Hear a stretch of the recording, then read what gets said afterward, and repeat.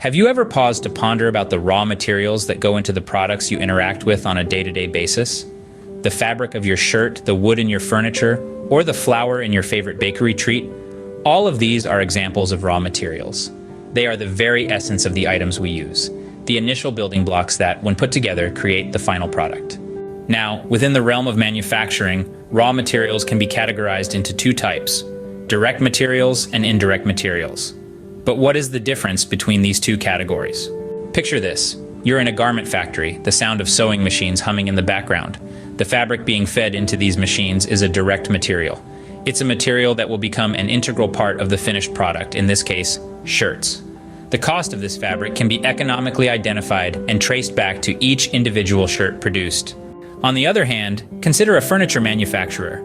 The wood they use to craft their pieces is a direct material, much like the fabric in our previous example.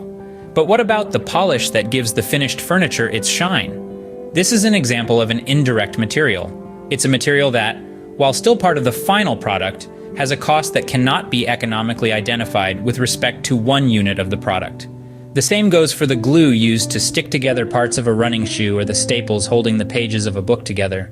Moreover, raw materials that don't become a part of the product, but are used in the factory, like lubricating oil, cleaning material, or stationery, are also classified as indirect materials. They aren't directly related to the manufacturing of the product. Thus, their costs can't be traced to the finished goods.